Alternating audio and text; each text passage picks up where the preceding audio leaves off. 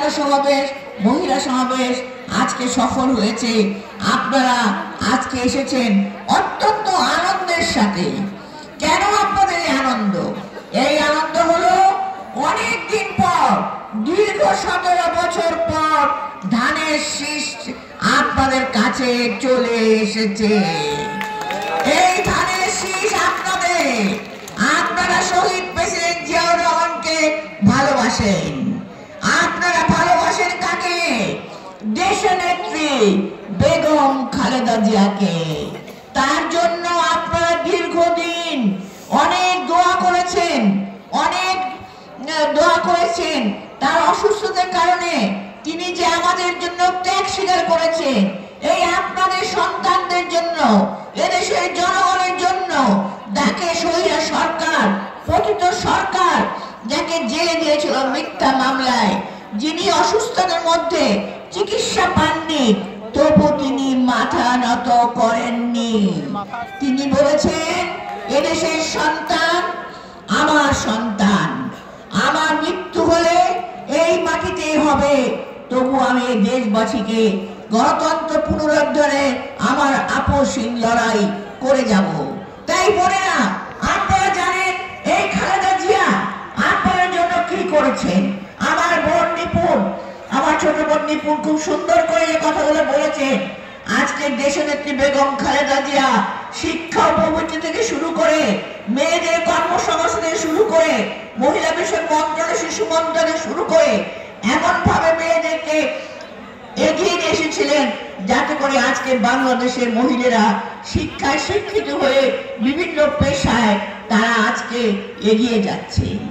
আজকে দেখেন শহীদ জিয়া, তার কথা আপনারা জানেন, তিনি প্রথম নারী ক্ষমতায়নের প্রধান পৃষ্ঠপোষক। তিনি মহিলা মন্ত্রণালয় করেছিলেন আপনাদের জন্য, তিনি মহিলা সংস্থা করেছিলেন আপনাদের জন্য।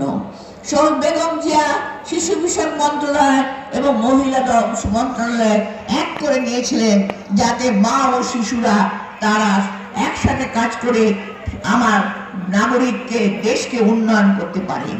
বোনেরা, আমরা জানি আপনারা ক্ষুধার্ত, আপনারা সেই সকালে এসেছেন, তবুও আপনারা ধৈর্য ধরে বসে আছেন।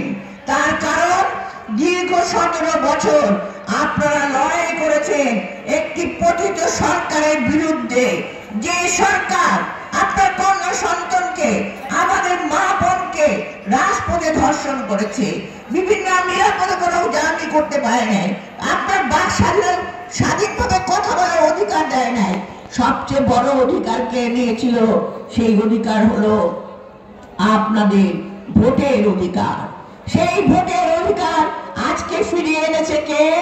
ফিরিয়ে এনেছে আমাদের প্রাণপ্রিয় নেতা শহীদ প্রেসিডেন্ট জিয়াউর রহমান এবং তারেক রহমানের উত্তরাধিকারী, যোগ্য উত্তরাধিকার তারেক রহমান, দেশনেত্রী বেগম খালেদা জিয়ার যোগ্য উত্তরাধিকার জনাব তারেক রহমান। তিনি 17 বছর আপনাদের সঙ্গে লড়াই করেছে। আমাদের অনেক মা বোন, আমরা ভাই বোনেরা নানাভাবে নির্যাতিত হয়েছে।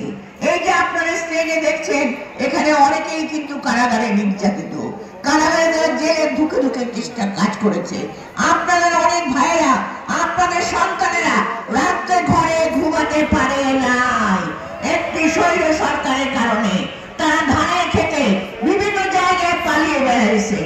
কাজেই আজকে মনে রাখতে হবে, এই দেশে স্বাধীন করেছে, তার পিছনে ছিল মা বোনের অবদান।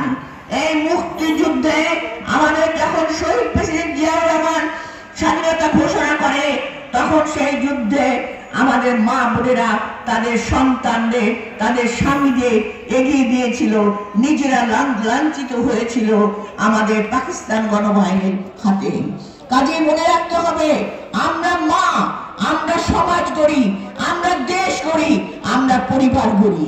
আজকে আপনারা দেখেছেন আমাদের ভারপ্রাপ্ত চেয়ারম্যান আজকে মহিলাদের জন্য কি কি অঙ্গীকারবদ্ধ করেছে।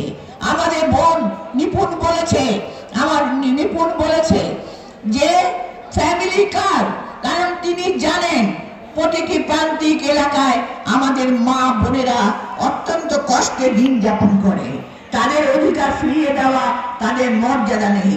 সেই ফ্যামিলি প্রধান এর হাতে ফ্যামিলি কার্ড দেবে, যে কার্ড দিয়ে আপনারা ন্যায্য মূল্যে কম টাকায় আপনাদের কৃষকের কাছ থেকে, দোকান থেকে যে কোনো জিনিস, চাল ডাল থেকে শুরু করে আপনার চিকিৎসা সবকিছু আপনারা কিনতে পারবেন। সেখানে কোনো আপনার দলের কাছে যেতে হবে না, কোনো রাজনৈতিক নেতার কাছে যেতে হবে না, আপনারা সরাসরি ক্রয় করবেন। আপনাদের শিশু সন্তান যাতে ভালো থাকে, যাতে তারা পুষ্টি খেয়ে বড় হতে পারে, কারণ এই শিশুরা আগামী দিনের ভবিষ্যৎ, তার জন্য তাদের জন্য শিক্ষা থেকে শুরু করে যুবক ভাইদের জন্য বিভিন্ন কর্মসংস্থান, 1 কোটি টাকা কর্মসংস্থানের ব্যবস্থা করতে অঙ্গীকারবদ্ধ হয়েছেন আমাদের জনাব তারেক রহমান।